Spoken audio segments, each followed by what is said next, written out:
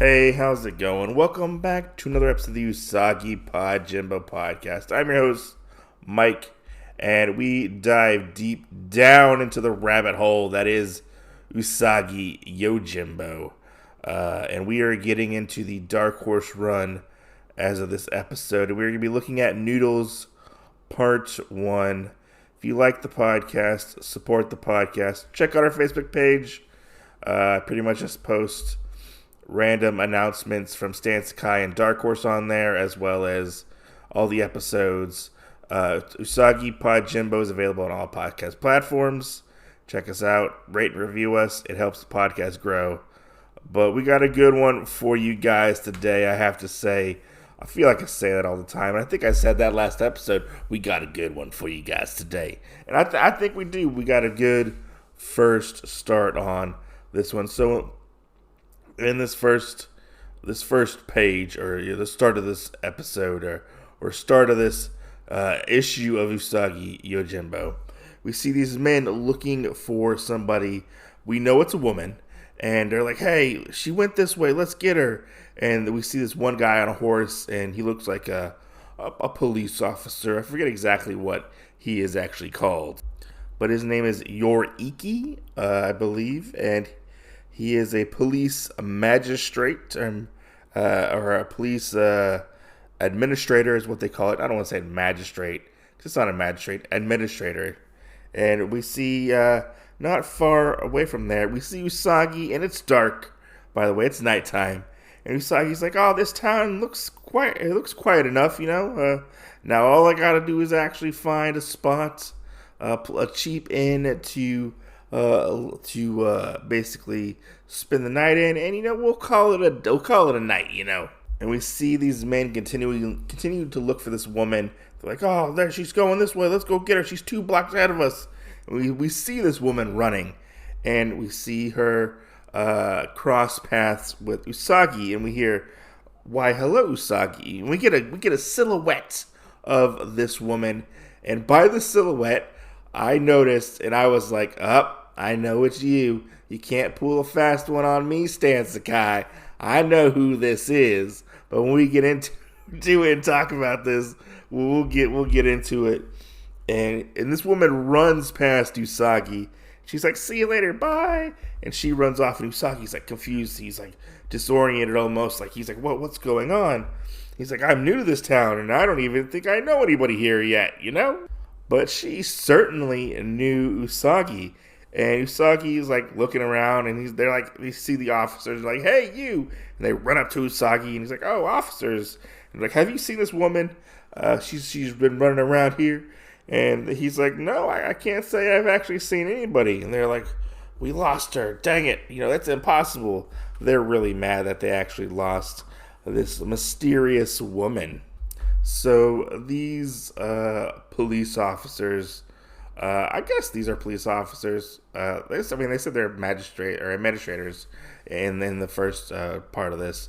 But they're like, he's obviously lying, He knows something, And like, our administrator, he knows what, if we don't find this woman, he's gonna have our heads, and they start to basically project, I guess you could say, they're wanting to know where this woman is. Project their feelings, I guess you could say, and basically, very much looking for a witch hunt, I guess you could say, when it comes to Usagi, and they don't believe what he's saying at all. They're like, oh, come on, let's get him, and they try to get Usagi, but alas, Usagi beats him up. He beats him with the sheath of his sword, and I love seeing him like fight, with like, hand-to-hand combat, without his sword. And a couple seconds later, we see the man riding on the horse from earlier, and they're like, hey, what's going on here, And Usagi tells this man that your men attacked me for no good reason. If they were not police, I would not have been so gentle. And they're like, man, he's hiding something, we got to do something, Masuda. And Usagi tries to explain to them, like, no, I've actually just arrived in town. I don't actually know what they're looking for. If you want to check, you can check the gate warden, and he'll tell you that, I checked in properly and stuff like that. And Usagi and Masuda give each other like a really intense like stare off. And Masuda basically sucker punches this guy while he's on his horse, and he's like, you're using him to cover up for your incompetence. And Masuda basically tells Usagi, you're not completely clear. Who are you, Ronin? What are you doing here? And with the men who are with Masuda, they're like, yeah, well, answer it, answer him, And we get the spiel, where he's like, I am Miyamoto Usagi. I am just passing through this town. And Masuda interrupts him and looks at him very meanly. He definitely has a grudge, I feel like, against Usagi and maybe like Ronin in general, or samurai, I guess you could say. And he basically tells Usagi to see to it that you pass through town quickly, Ronin. You masterless samurai are nothing but trouble. And he tells his men to go search the area, and I want this woman found, he says. And Masuda says, if she gets away, there will be severe ramifications. So he is definitely on the hunt for this woman, I tell you that much. And Masuda actually bumps into, while riding away, to this man. He's carrying basically like a food contraption. I don't know what you would exactly call it.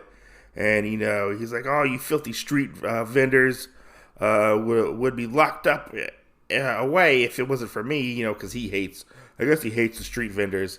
And this guy, this big man, he's holding this like food contraption, like I guess to carry the food. He's holding it on his like shoulders. He's like, oh no, the guy he makes like a noise. And Usagi says, oh, no, I don't want any noodles. No, thank you. No noodles, thank you. And as the man leaves, he kind of glances back, over his shoulder. And we hear this voice come out of the other end of the compartment. And he's like, are you sure, Usagi? My treat. And Usagi, like, glances back. And the guy makes this noise. He's like, ha ha. He's like, ha ha. I'm in on this little trick. And he's like, hey, wait. And Usagi, like, kind of lunges towards this man, this noodle vendor. He runs off and he starts to have kind of like, seems to have like a really good smile on his face, like he's having fun running away from Usagi.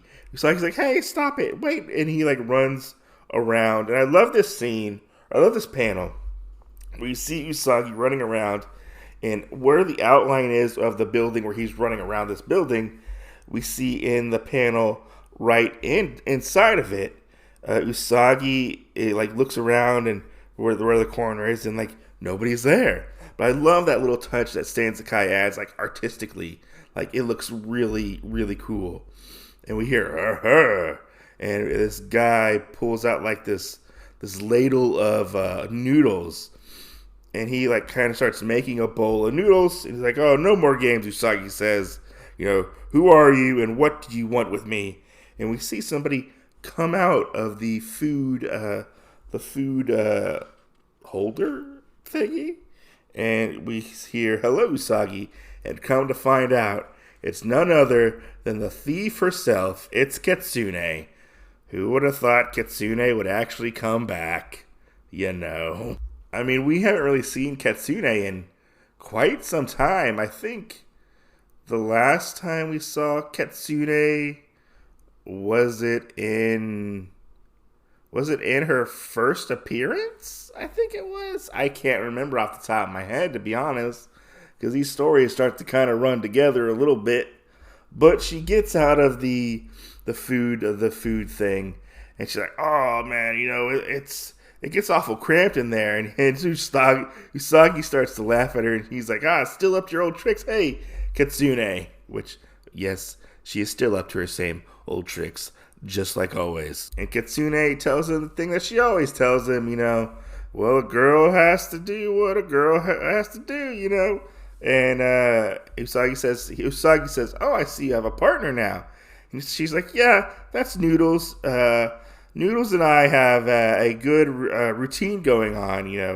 The police would never suspect that I'm hiding in the storage compartments of the portable soba stand, which the soba is actually buckwheat noodles, apparently, according to the little thing in the word balloon, which is really interesting. I didn't know that."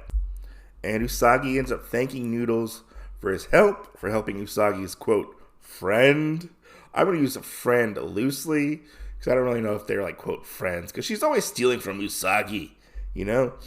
And Kitsune says, he's a gym, isn't he, Usagi? And Usagi says, he doesn't talk much, does he? And apparently, no, he was actually born mute. But he understands everything, and, he is just fine the way he is. That's what Kitsune says. Usagi asks Kitsune when they're right around when they're starting to eat the soba noodles. He asks Kitsune, "Are you still performing on the streets?" And she's like, "Of course I am. Entertainment has always been my first love. Thieving is just something I do to get by, basically." And I love this little scene. It made me laugh a lot, actually. Where they're talking, and Kitsune says, besides, we can use the extra money. Noodles' soba isn't very good. And Usagi's like eating it. He has this like weird, like shocked look on his face, and he ends up like, no, I don't need any more noodles. I thought for a minute there, Usagi was actually gonna like hurl or vomit up the noodles, which I thought was gonna be really funny. And he says, no, what? I'm not very hungry, anyways. At the moment. And Kitsune kind of gives him the smirk. She's like, "No, I never am. I'm never hungry either." But later on, Kitsune and Noodles say goodbye to Usagi, tell him goodnight. Hope to see him again soon. And we get this little scene where even the Tokages don't want Noodles as soba noodles, which is really funny to see. We get to see more of Kitsune's performances, where the hero is leaped over the mountain, and scaled the heights of the heavens. We get to see a really good detail of her doing her up close and personal, like her fan top tricks, which is always cool to see. And I love how it conveys the emotion and how she's flipping it around. And it's bouncing on top of her fan, which is always really cool to see. We see that a big crowd has gathered to check out Kitsune's performance that she does. And, she's sort of grifting for money, as you say, performing for money on the streets. And I love in the background, we see Usagi walking by, and he's like, with luck, I'll find some employment in the next town, which is pretty fun to see. I come to see, like, Kitsune or whatever, he says. Or he actually notices that Kitsune is there. I think he's probably leaving the town, and he happens to come upon a Kitsune, I guess you could say. And we see her. Kitsune actually gives this little girl a top, and she's like, "Here you go. Thanks. Apparently, street performing has been not providing very well financially, but Kitsune tells Usagi that she is glad to see him, and vice versa. She says, "Give me a minute to pack. I'll treat you to lunch." She's like, "I know of a quiet inn nearby." Apparently, she actually stole last night like a coin purse, and she's gonna treat Usagi to some food. We actually find out that Kitsune, I almost said Usagi, Kitsune actually has morals to her thievery. We find out that she only actually steals from those who can afford it. She doesn't actually steal from like peasants. She steals from lords and merchants who make their money on the backs of the poor, and they're the criminals, she says, even though technically she is also a criminal in a sense because she steals. You could say she's kind of like Robin Hood almost, except she steals and gives to herself, not steals and gives to the poor. Well, I guess she could be considered the poor as well, maybe. We get this nice little intimate moment between Usagi and Kitsune where, Usagi, when she's talking about about what she does and like the morals behind it and stuff. Usagi's like, you don't have to justify yourself to me. She like kind of like places her hand on Usagi's cheek, and she's like, I know that's why you're my friend, Usagi, because you take me the way I am. Haha. She kind of laughs. She's like, maybe someday I'll actually tell you the story about how I actually started in the game. We find out that there's no real competition in this town because those idiot cops, all he does, or the main cop, Masuda, apparently all he does is gamble away all the bribes he gets. So he's in like very much like a gambling addict. We transition from Usagi and Kitsune to the magistrate's office or house. I don't know. I think it's his office, I want to say. And he starts talking to Masuda. He's like, I want this crime to stop. If you can't do it, I'll replace you with someone who can. And he's like, understand? He's like, yes, magistrate, I understand. I've been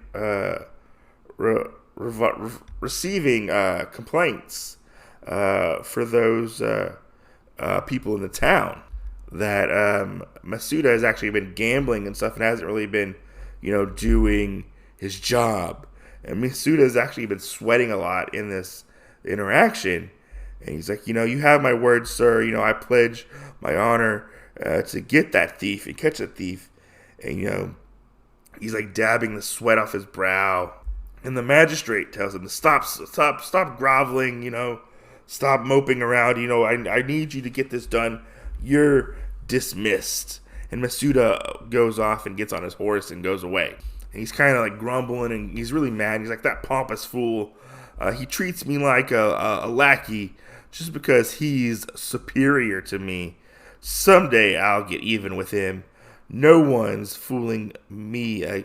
No one's fooling me good, Out of my way, he kind of runs people over. And we see, I think that's Kitsune on the like a balcony, but I'm not 100% sure. One thing we actually get, which I actually didn't notice the first time I read this, in the background behind Masuda, we see Jay and the little girl who accompanied him back in the Nature of the Viper, which I did not pick up on that the last time I saw it. Very sneaky, interesting detail, Stan Sakai. Very sneaky. Masuda bursts into this room, and we see him with, which I'm guessing these are the guys who work for Masuda. And he's like, the magistrate is pressuring me to put an end to this rash of robberies. You've got to lie low for a while. And he's like, who? What? They're like, what are you talking about? We gotta lie low. You're the one who gives us the orders. So I guess I got that wrong. I don't think it's the guys who were helping Masuda. I think these guys are actually doing the robberies for Masuda so he can get like money and stuff. It seems like for his gambling addiction, I feel like. That's what I took away from this. We find out that Masuda actually has a bunch of gambling debts.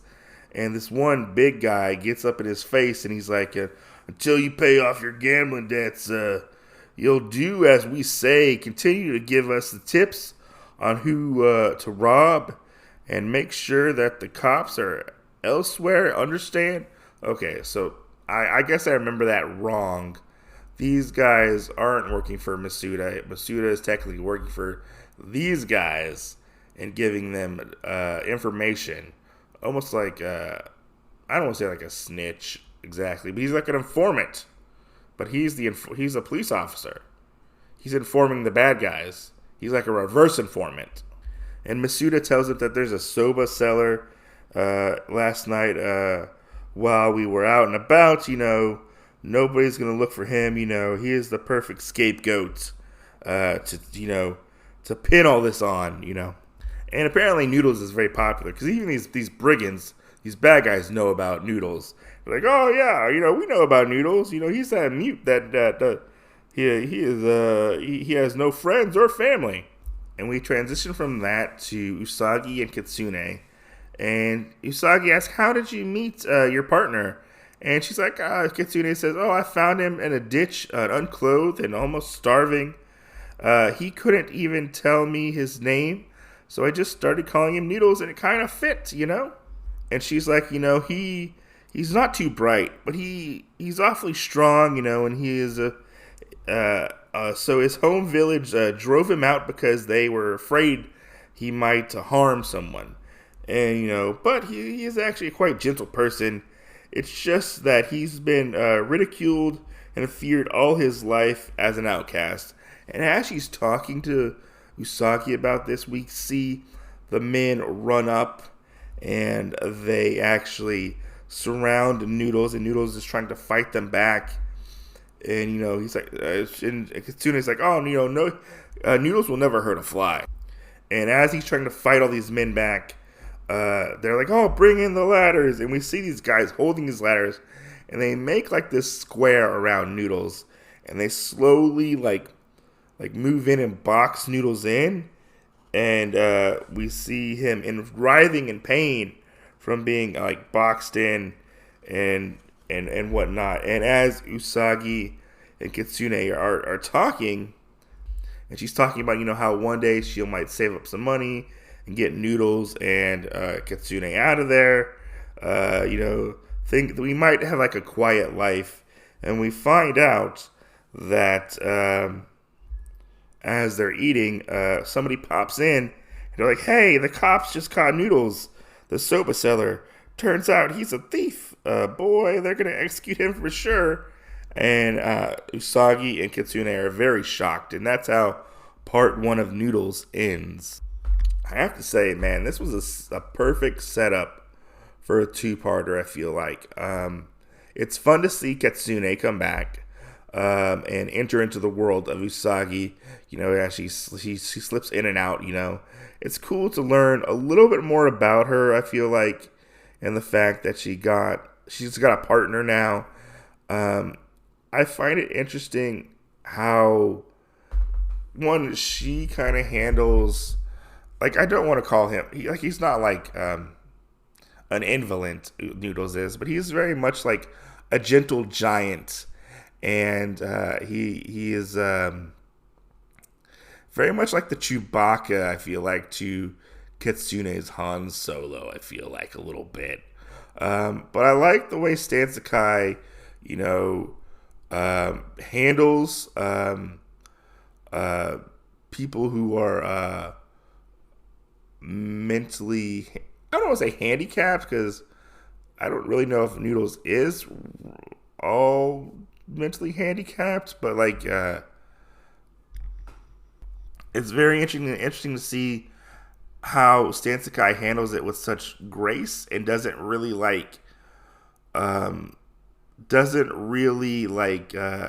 treat him like lesser than most humans would. Most people, if they're kind of slow or whatever, or mute, society treats them as like lesser than. But like Kitsune, she treats Noodles as basically her equal almost, and I really like the way that is portrayed in this part 1 of the story. But I do have to say, I do feel like something bad is going to happen, and I'm afraid to read the next issue, to be honest, because I don't want anything bad to happen to Noodles. I feel like he's such a fun new addition to the Usagi world. I feel like something really, really bad is going to happen to him. But yeah, this was a fun start to the 3rd volume of Usagi.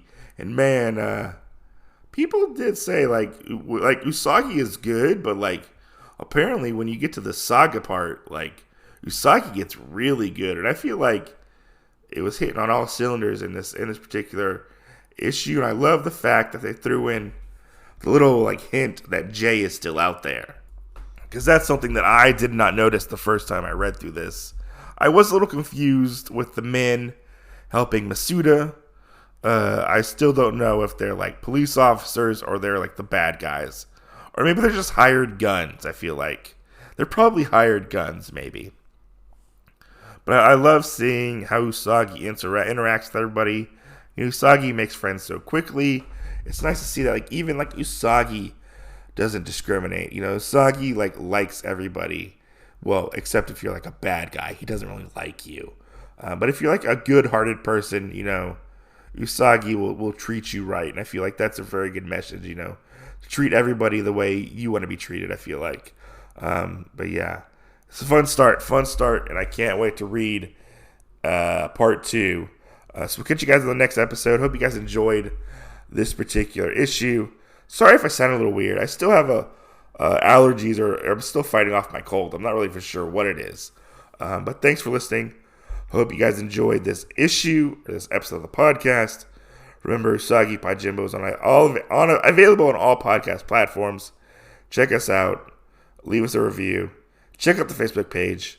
We'll catch you guys on the next episode. Peace out, stay safe, and go read some Usagi Yojimbo.